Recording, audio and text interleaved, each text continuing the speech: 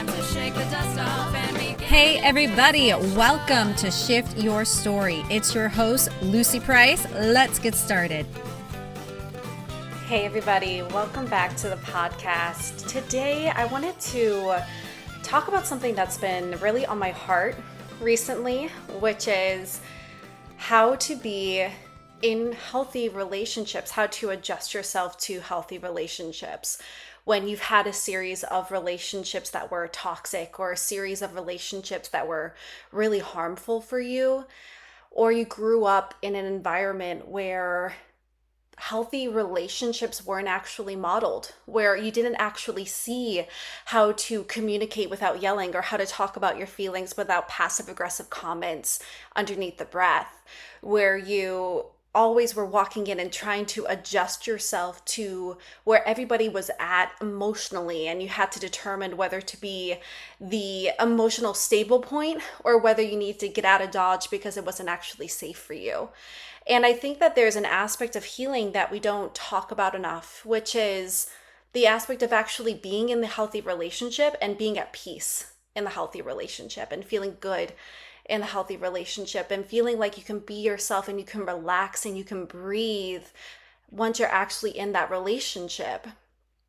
When we talk about healing and doing the inner work and doing the inner growth, oftentimes when people come to me in this work, one of the things that we interface with is how do you actually be in the healthy relationship when you're in it? And how do you determine that it's good for you and what you want? Because oftentimes it feels so uncomfortable. It feels so uncomfortable to be in healthy relationships when it's outside of what you knew, and it's outside of the relationship patterns and the communication patterns and the trust building patterns and the emotional patterns that you've been used to when it's stable and you were used to chaos.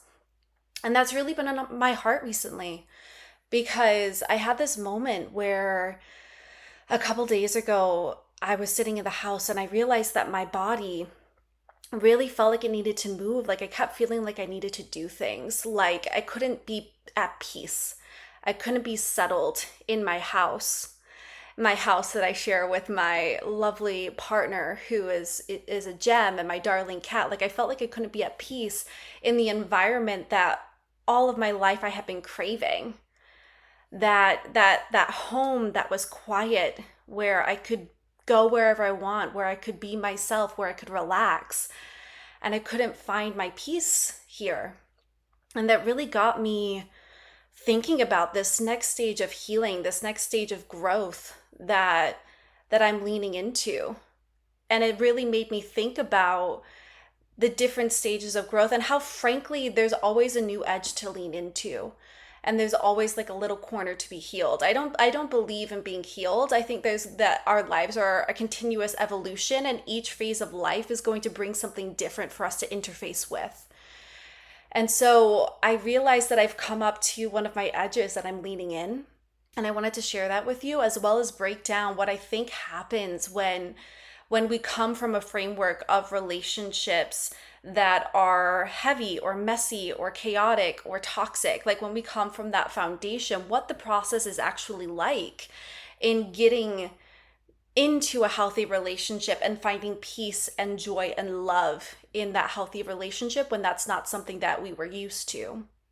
And as I'm speaking, I can feel my body adjusting to these words. I can feel my throat starting to tighten, because I know this is a topic that is close to my heart at the moment. So I want to talk you through a little bit about what I've been experiencing, and then I want to talk you through what my own journey has been and what I've witnessed in the journeys of my clients being when it comes to coming from a more chaotic background in relationships and actually leaning into relationships that are healthy. And so what's been coming up for me is, recently, my cat has become a lab cat, and all growing up, he never was. He never was. He liked to be around, but he didn't really like to settle on people's laps and cuddle and be affectionate in that way. And I realized that when Nate and I moved him into our home, after a couple of months of getting readjusted to the space, he started to sit on Nate's lap, which was a behavior change that I'd never seen before in him. And then he started to sit on my lap. And he started to be more affectionate than I'd ever seen him be. And I started to question, I started to get curious. And at the end of the day, who knows what's going on in the mind of a cat? But I started to wonder, like, is it because it's peaceful here? Because in the environment that he grew up in, it was loud. It was screaming matches. The home that I grew up in, every day there's an argument. And every day I had to assess whether I was going to be the emotional stable point or whether I needed to retreat, whether to get involved or whether to get out the way. And growing up, my family moved from England when I was quite young. And so all of this turmoil that happened inside of the home, there was nowhere for me to go. There was no one to shield me from it or to take me in. So I was exposed to everything when it came to the family and it came to things within my parents' marriage. I knew things that a kid shouldn't know, but there was nowhere else for me to go. And so I absorbed it. And I absorbed how the energy of that space, I absorbed the energy of that space. I absorbed the communication patterns. I absorbed the things I learned about emotions. I absorbed the structure of relationships. And I carried that with me for a long time, to the point where when I was 16, I developed intense relationship anxiety. And that relationship anxiety flooded me. I remember being asked out on a date at 16 from this guy I was super interested in. And 5 days leading up to when the date was meant to happen, I kept having these panic attacks. I kept fearing, oh my God, where's this relationship going? What do I do? I've never been on a date before. I've never had someone interested in me before. Do I even deserve this? Am I even worthy of this? Like all of those things as a 16-year-old, that I ended up canceling the date. And then he ended up dating my best friend. So that's how that went.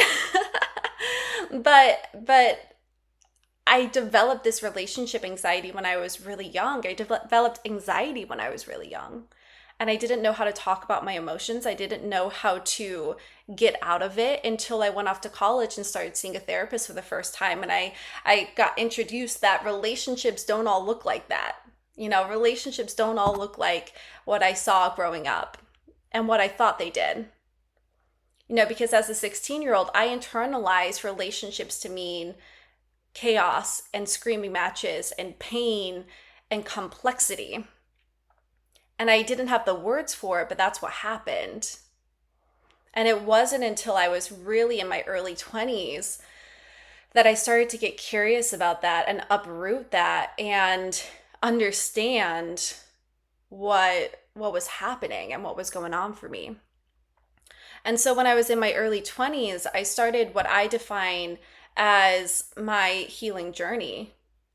And I started to really understand my anxiety. I started to really understand why I was showing up and behaving and thinking in the ways that I were. And I started to ask myself, like, where is this getting me? And is this where I want to go? And so the very first stage of my healing, when I was really learning and desiring healthy relationships and wanting to have that love, that Hollywood love, it really started with the awareness of it didn't have to be that way, and that not all relationships were like that. I had to be broken out of that bubble that I was in and that I grew up in. And I had to be exposed to something different. And so through that exposure, I realized that there were other options for me. But it all began with that awareness. And if you're coming out of toxic relationships or messy relationships, or if you grew up in an environment that was chaotic like mine was, then the start of your journey was also probably the awareness that you could have something different. And that not all relationships were actually like that. That's not everybody's truth when it came to love or connection. And then from that awareness, I started to really understand the stories that I was telling myself, about the world around me, and about relationships. I really started to understand what was my script, what was my narrative, what was my blueprint, and what was it that I was operating off of in my life. And I started to do the mindset work. I started to really do the emotional work to process those traumas and process those feelings and process those thoughts and those belief systems and start to choose something else and start to really believe in a different framework of relating to other people. And so the second stage of my journey really came from choice and deciding what story I wanted to live out in my life. Because what happens for most people in relationships, in their journeys of life in general, is they repeat the same scripts over and over and over again. They repeat the same chapters of life. They witnessed something growing up, they defined it as truth. That is their framework going into relationships. And if no one exposes them to something different or they don't get exposed to something different, that is the chapter that keeps repeating. And that's why we see these things carry on through generations. It's because we're passing down the same story through the generations. And so I had to really understand what the story was that I was telling myself. I had to understand what my script was and start to change it. I had to start to change my mindset. I had to start to change my belief system. And from that began the work of actually learning the relational tools. And learning the relational tools, that's actually what became the foundation for my program, The Relationship Code, is learning how to build trust, learning how to communicate, learning how to set boundaries, learning how to build trust in relationships from a healthy foundation. I had to learn to do those things. I had to learn the tools and learn the skills in order to even have a healthy relationship to begin with. Because healthy relationships don't just fall on your lap. They are created, they are grown, they are nurtured, they are a seed that is planted and watered. And I didn't know those skills. I didn't know how to sow the seed or till the land of a relationship. But once I started to adopt those skills, once I started to learn how connection was actually even formed, which there's a process, there's a process to connection. There's a process to learning trust. There's a process of learning how to communicate your feelings, how to even be aware of your feelings to communicate them. And then the different ways that you can communicate your thoughts and your needs and your desires in a way that lands differently in conversation. And so I had to learn those skills and learn those tools to even be able to carry the framework of a healthy relationship. And learning those things, building that awareness, learning those skills is what led me to be able to determine if a relationship was healthy for me or wasn't healthy for me. And from being able to determine those relationships that were or weren't healthy, I was able to consciously enter into relationships that were healthy for me, that were a match for what it is that I desired and the environment I wished to cultivate a relationship in. But that isn't what allowed me to stay in the healthy relationships, because you see, building the awareness and learning the tools and really understanding your framework and your belief system, that can get you to the healthy relationship. But then you have to navigate the feelings that come up when you're in a healthy relationship and you've never experienced a healthy relationship before.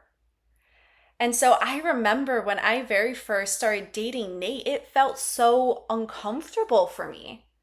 And I hear this from a lot of my clients, that when you start to date people and it's your first healthy relationship, it feels uncomfortable. It's not your normal. It's not what you're used to. And your brain rejects anything that it doesn't know in order to keep you safe. That's kind of the function of the brain. The brain will try and protect you. And so if there's something that is unknown, even if it's healthy for you, your brain is going to try and keep you from it, because your brain is trying to keep you safe. And by keeping you safe, it keeps you in what you know, because what you know is determined to be predictable by the brain. And if something is predictable, then your brain knows how to help you function within it.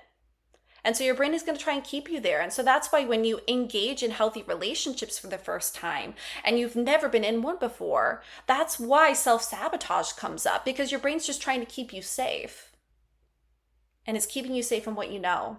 And so when you engage in healthy relationships for the first time and you haven't been in a healthy relationship and it feels weird, it feels uncomfortable, or maybe it feels boring because the energy in the relationship isn't up and down like you're used to, and so you have to learn to adjust to a different rhythm. And that different rhythm is different. And you don't know how to play the tune yet. And so you've got to learn how to play the tune. I was able to do that with Nate.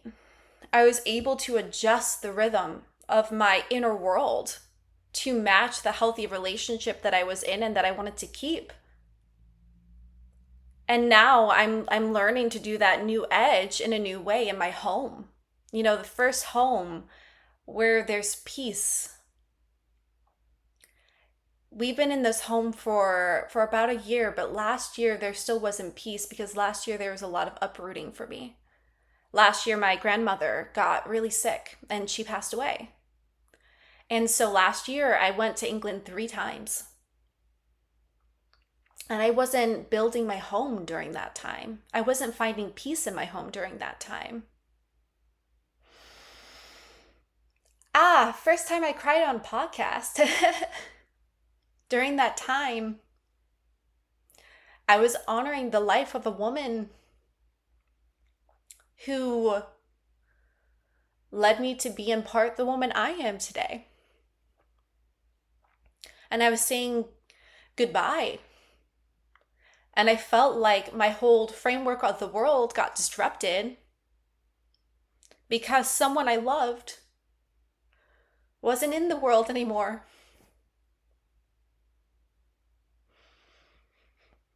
And so this is my first time really engaging with peace in my home. And I'm relearning this lesson, and that's why I wanted to pass this lesson on in this podcast today. This lesson of how to lean into peace when you haven't experienced peace in your home before, when you haven't experienced peace in your love before, in your relationships before, and how to lean into those healthy relationships so that you get what you want.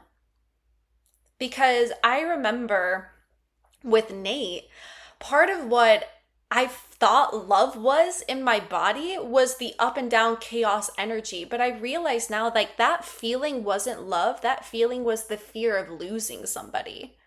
That feeling wasn't love. It was attachment. It was being afraid to lose something that I was putting so much of my own personal meaning and identity into.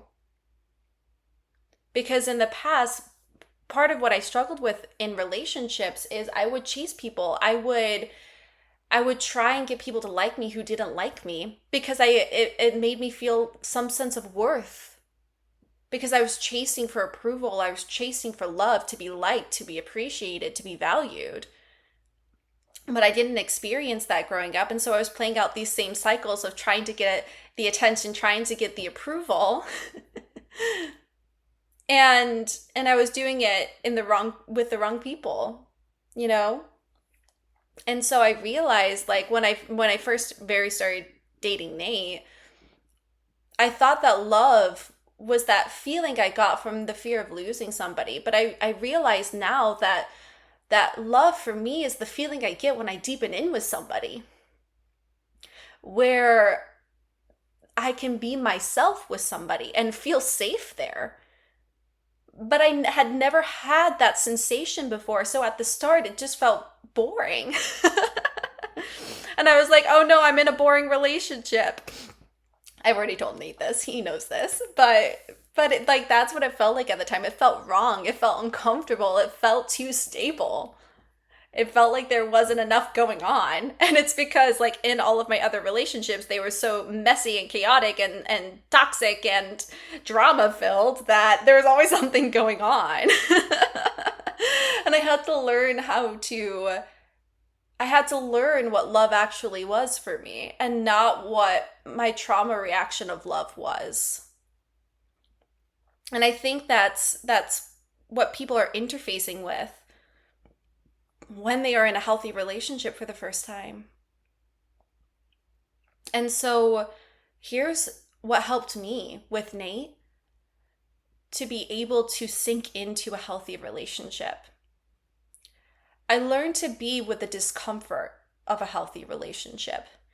Because if I could be with the discomfort of a toxic or messy or chaotic relationship, then I can learn how to be with the discomfort of a relationship that is stable and peaceful. And so I had to train my mind and my nervous system and teach and show that it was safe to be at peace. It was safe to be with someone who wanted to be with me.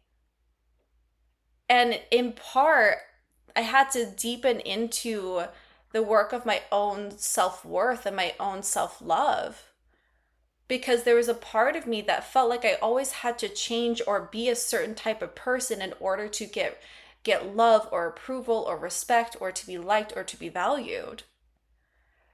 And so in this healthy relationship, I actually had to realize and to learn and to accept and to believe that I was actually worthy of being loved as I was, without changing anything, without needing to grow or be something different. And that's the part of the personal development industry that I take issue with a lot of the time, is that it's beautiful to grow, it's beautiful to change, but do it from a place of wanting to deepen into yourself, not because you're not good enough. I really hope you hear me on that. Do the self-work because you love yourself, not because you hate yourself, not because you think you're not good enough to achieve something or to have something or to love someone or to live the life that you want to live. And so I had to learn and realize that I was lovable as I was without changing anything. And that was work. That was hard for me. I'm not even going to BS you. Like, I had to do a lot of different belief system changing. And once I did that, once I was able to realize that I was lovable as I was and that my nervous system could be adjusted to calm. And part of the adjustment to calm, by the way, is sometimes the work is really simple, but that doesn't mean it's easy. It means like feel the uncomfortable feelings of being still and still be still. Feel the discomfort of steadiness and calm and peace and breathe into it. And when you notice your brain trying to cause trouble or say this is wrong, changing the thoughts and changing the belief system and operating off of the thoughts and the beliefs that you want to have and the life that you want to have, not the life that you have had up until this point. So being with the discomfort and then leaning into it, asking yourself the question of how could I make this even more peaceful? How could I make this even more secure? How could I make this even more connected between me and this person? How could I make this, even more lovely and expanding on that? And so that's what I'm doing with my home right now. Because right now my edge isn't leaning into necessarily a healthy relationship. It's leaning into a healthy living environment. It's leaning into a home that is calm and peaceful for the first time as I've experienced it. And so for me, that's okay, how can I sit in peace in my home without needing to turn on the music or turn on the TV or scroll on my phone, trying to search for noise to be comfortable? How can I make my home even more peaceful? How can I make my home even more of an expression of me and my partner and my cat and our relationship and the love that we share and the energy that we want to build here? How can I expand on that? And that question is the same question I asked in my relationship when it began. It's the same question I still ask in my relationships. The ones that I want to nurture, the ones that I want to maintain, the ones that have that quality of health and fulfillment. How can I expand on that even more? How can I be even more loving, even more connected, even more at peace in these relationships? How can I expand on that? And I think that's part of the journey. of how can I be at peace here? How can I find my equilibrium here? And then how can I expand on that even more and continue to teach and continue to show and continue to build the habit of peace, build the habit of health, build the habit of security in your love life, in your relationships, in your home. And then part of that also for me was acknowledging that I deserved it from the beginning. Because I think that a lot of us have to fight for peace. A lot of us feel like we have to fight for love. And that fight reaction can come up a lot. And so there was a part of me that had to honor that I deserved this from the beginning. And once I acknowledged that within myself, a new layer of healing began and a new layer of peace began at the same time. Healthy relationships take effort. They take maintenance. They take the ability to trust and sink into them. And there's a lot of us in this world who have not been modeled healthy relating, have not been taught it in school. There's a lot of us that have had to fight. And so if you feel like you've had to fight in relationships, then this is the journey. Allow yourself to be broken open to a new way of relating. Allow yourself to build that awareness. And then from that place of awareness, allow yourself to look at your framework, look at your belief system, look at the thoughts and things that you're telling yourself and what you believe about love and relationships, and decide, is that what you want to believe? Is that going to get you where you want to go? And if it's not, change it. And then learn the skills to back it up. Learn the healthy relating skills, the communication, the boundary setting. Learn those skills so that you have the framework, so that you have the tools to operate in the healthy relationship once you get there. Once you get to that healthy relationship, learn how to unpack your bags. And learn how to clear out the space and learn how to craft and learn how to lean into the discomfort of the newness. Learn to unpack your bags there. Learn to be at peace. Learn to catch yourself when you're trying to disrupt that peace because of ego, because an old story is coming up, because you're starting to lean into a new edge of healing and you don't know whether you're going to open the door to it yet. Learn to lean in, learn to twist the knob, learn to make a crack, peek through and see what's there for you on the other side of leaning in. But unpack your bags there.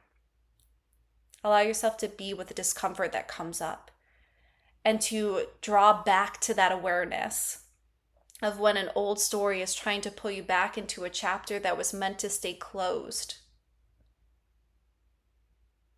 And then repeat the process. I hope this was of service today. I know I got a little personal. I knew I was going to cry at a podcast episode eventually. All right. With that being said, thanks for listening to today's episode. I appreciate it. I appreciate you being here. And if you're just starting to lean into healthy relationships, I want you to know that it's beautiful if you let it be. That's the hard part. Letting it be good. Letting it be healthy. And catching yourself when you're trying to make it anything but that. Many blessings to you if you're listening to this today. Thank you for listening. Thank you for being here. And I hope to see you very, very soon in the next episode. If this is helpful for you, if there's someone else who's going on a healing journey, who is leaning into their first healthy relationship, I would be very grateful if you sent this to them. Because this is the part that people don't talk enough about. I don't talk enough about it. How to be in healthy relationships once you actually do the work to get there. And I want to talk about it more. And this is the start of that. So if this resonated, please let me know. Please leave a review. If you know this will resonate with someone else, please send it their way. And much love to you. Thank you for listening. So make whatever change you need to make. Thank you so much for listening to today's episode. If something resonated with you in today's episode, if you could leave a review, I would greatly appreciate it. It helps other people learn what we're all about here at Shift Your Story, and it helps this podcast reach listeners who may need to hear what it is that we have to say. If you would like to connect with me or work with me, you can visit my website at www.shiftyourstory.net. You can also find all of my socials on there so you can connect with me in the way that works best for you. I'll see you next time.